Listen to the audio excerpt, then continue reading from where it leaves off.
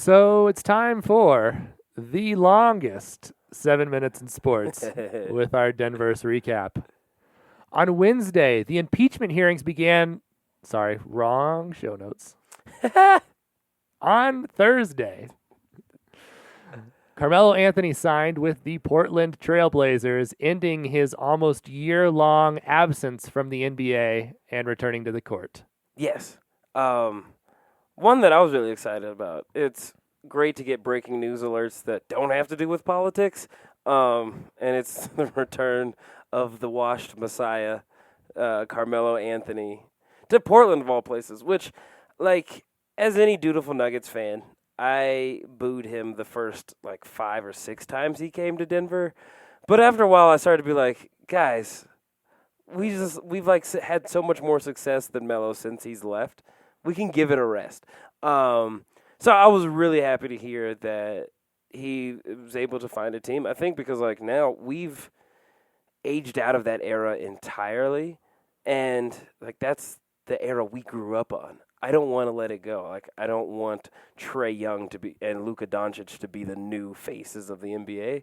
So I was hoping all the best for Melo, but I also hope nothing but misery for Portland. Yeah, why did it have to be Portland? It's the one team we hate the most right now, other than just the Lakers forever, and that's where Carmelo has to go. Yeah, I was really hoping for Brooklyn because then he gets to be back in New York.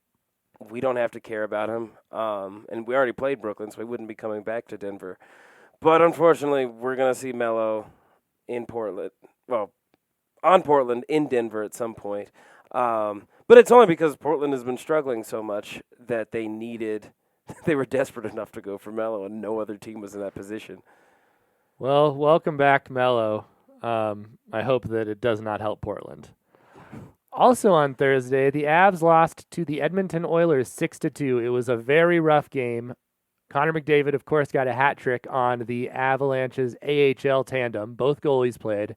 Adam Warner, who'd got in the win earlier in the week with the shutout, was actually pulled for Antoine Bibeau. Yes, the Avs had a goalie named Bibeau for a couple games. It was his second appearance of the year in hockey. He had played one game in the AHL, the minor league team, gotten hurt, and had not played again until that moment. Damn. So that's where the Avs were on goaltending. Tyson Jost got hurt after that game. Continuing the streak, it was the 5th game in a row that the Avs lost a player due to injury. But his wasn't as dramatic as... It was not clear on the ice. We will get to the on the ice one in a minute. Oh, boy. Well, then this continues my very fresh rivalry with the city of Edmonton. I don't know much about you, but I don't like you. Calgary is definitely a better city. Boo, Edmonton. Sorry, just to get that shot. No, I'm glad you did. The Nuggets knocked off the Nets 101-93. Jokic and Millsap both had 18 points, and the bench finally came alive. 4 bench players really had contributed there.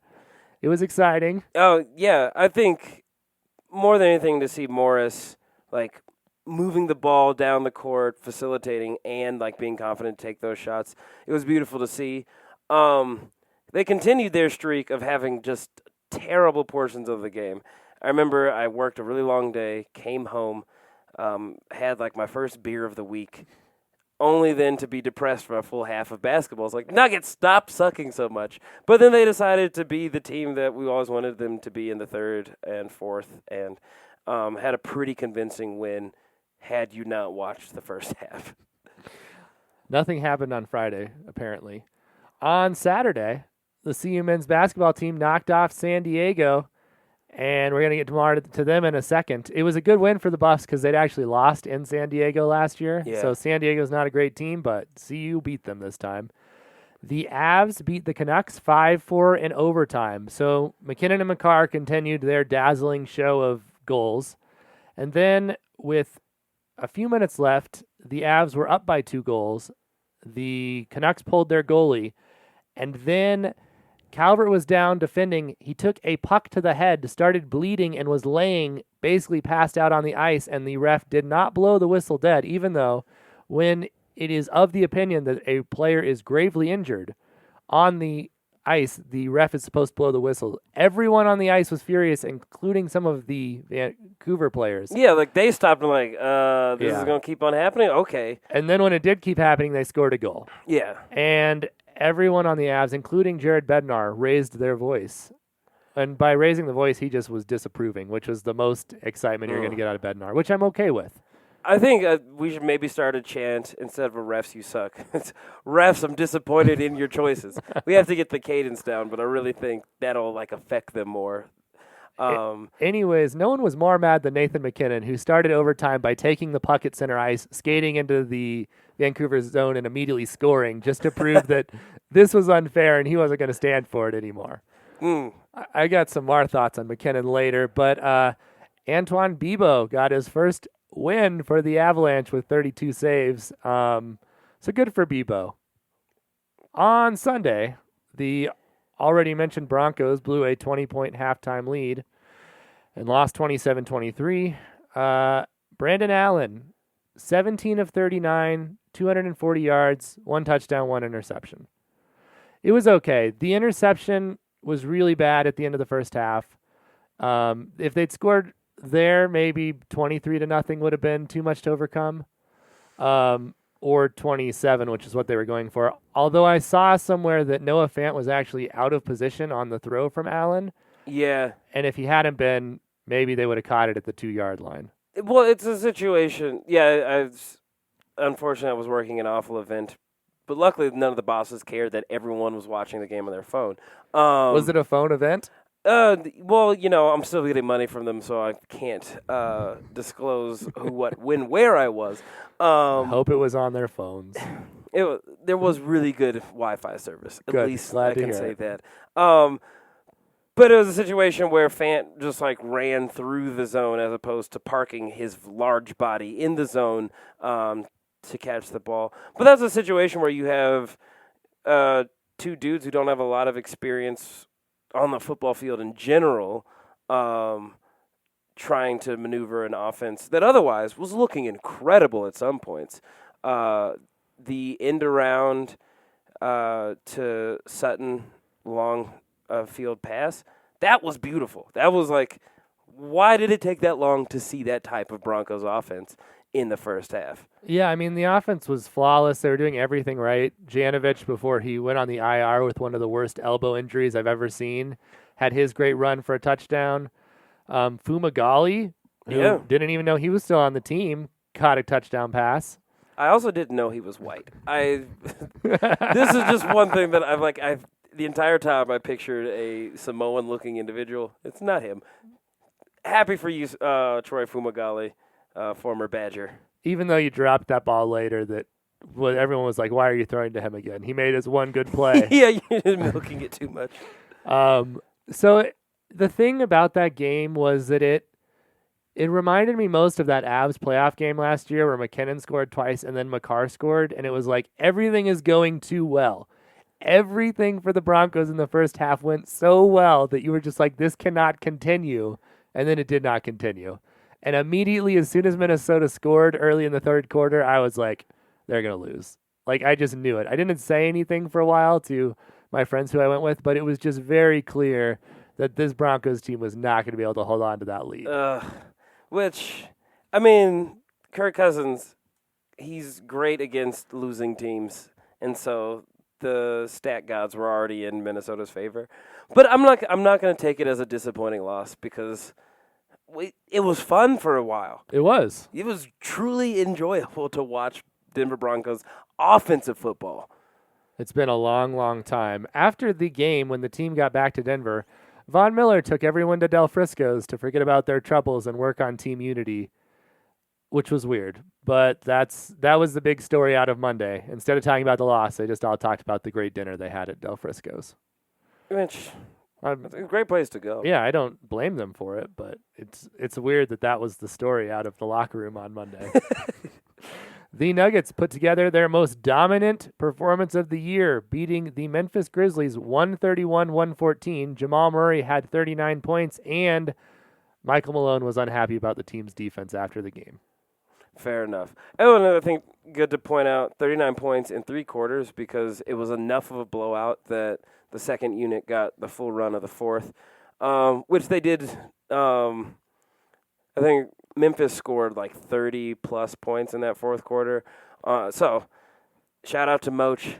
I'm still seeing, I guess, the trash in otherwise a beautiful. Just at some point, like, you can't be mad after every game. Like, it just gets old. And this was a game where it was like, this is the NBA. No one can keep a lead. It was such a big lead, they weren't going to catch you. Yeah. So maybe don't be so mad about it. Well, I was disappointed because they were floating around a 30-point lead for a while and moving up to a 40-point blowout. And then I think they only won by 17. So me as a fan who has nothing to do, I was happy. But early in the season, I like a fiery Coach Malone. Although you can say some nice stuff about Jamal Murray. I was in Minnesota, so this does not mean that it was actually an illegal stream this time. But during one of the breaks, they have a Dippin' Dots song that they play in Memphis, which was like the greatest thing I've ever heard. Really? Yeah, it was just like, get your Dippin' Dots, and they would all dance. It was like the Dippin' Dots dance cam. Honestly, for the Ice Cream of the Future, they haven't really expanded in a while, so I'm happy to know that they've got a strong presence at whatever arena is in Memphis. Actually, knowing some behind the scenes, they are located somewhere down there. They and Doc Popcorn are one company. Oh. So that's all I know. On Monday, the CU men's basketball team knocked off UC Irvine, which was a big win because UC Irvine was an upset team in the tournament last year. And they moved up to 23rd in the rankings. So 2 weeks in a row in the rankings, and they actually moved up. They're playing Wyoming on Sunday. If they win that game, they should move up again. So exciting times again for CU basketball. On Tuesday, the Avalanche beat the Flames 3-2 after having a 3-0 lead. Andre Burakovsky moved up to the first line after Calvert got hurt. And playing with McKinnon, he ended up scoring 2 goals. In the last 3 years, Burakovsky has scored 12 goals in each year. So 12 3 times in a row. He already has 10 goals this season. So he's really looking to break that 12-goal mark. Both Grubauer and Francouz returned to be the goaltender tandem. Grubauer played and got the win. So the goalies are healthy again. We got rid of Warner and Bebo, and like it finally feels like light at the end of the tunnel. As of now, no injuries have been reported from the game. Wow. So that could change. On Wednesday, the Nuggets released their black Skyline jerseys. Hey. So they look exactly like the white Skyline jerseys, except they are black. And they actually look really cool. Yeah. Do you have a favorite between the two right now? Well, the white is my favorite because that's the one that I've had the ability to purchase. But I mean, the black looks real slick. I think after years and years of cool mock-ups being floated on the internet, it's rad to see something come out that like fits all of the dreams of like the 2009 season where they said, oh, they're gonna release an awesome New Jersey, and people are saying it's gonna be the Rainbows. It's gonna be the Rainbows, but black. We finally have them. They look cool. Just for the record, they basically didn't change the jersey. No, yeah. I think that was the year they had the cursive Nuggets. Yes. So like really classed it up because those were still the Thuggets, so it was like a good juxtaposition. This Nuggets team, I think the black rainbow really fits the identity, and the swagger. I am excited to see what they look like. The one thing I'll say about the white ones is that they do not look great on TV. Like they look great in person and less good on TV. I feel like these black ones are going to look really good on TV because they've got the white lettering on the back, so you're going to be able to see everything. I feel like the colors are going to pop. Yeah, and the white is terrible for wearing in Las Vegas or at the bar. I've already had to get it dry cleaned a couple times. So the black is really stain friendly. The next time we see Michael Malone, you will be in a black Nuggets jersey instead of a white one, is what you're saying. I hope so. I may go to the Celtics game tomorrow, depending on how tonight's game against the surging Rockets goes. Speaking of which, we are recording this before the Houston Rockets defeat the Denver Nuggets. So just so everyone's aware. Before that happens. Yes, before that happens. Coming up this week, CU is going to take on Washington on Saturday. Their bowl eligibility still alive. They've just got to win their last 2 games. The Avs' big matchup of the week will be against the Toronto Maple Leafs, who just fired Mike Babcock as their coach. Babcock was like the all-star, stellar free agent head coach of the Red Wings a few years ago, and now he drove Tyson Barrie into the ground and has been run out of town. So not unhappy. The Nuggets play the Celtics on Friday, which you mentioned, and the Broncos in the Battle of the Allens travel to Buffalo, New York to take on Josh Allen and the Buffalo Bills. Who, Josh Allen, I don't think he thinks about the Broncos at all, but might want to show out for a team that could have drafted him but did not. Man, it's so interesting that Buffalo is a good team this year. I know. It's going to be, I don't know. I mean, I think the Broncos are going to lose. Yeah. But it's nice because no team has been good, and it's been 6 years since the Jets were good, and that was the last good team in that division. Outside of... the Patriots. I just meant, like, Patriots are always good. Yeah. No worth even mentioning. So, also, next week is Thanksgiving, so we're not going to be recording, which we didn't talk about. Fair enough. Don't expect an episode next week, except for our Denver Nuggets episode that we're going to be dropping next week. Yes, sir. Denver stories coming at you. So that's it for our 7-minute recap. Great. I got a text message that may have come through. I thought you were looking at the time. So our probably 17 and a half minute. It was a little less, I think. I think it was like 14 minutes. Really? Yeah.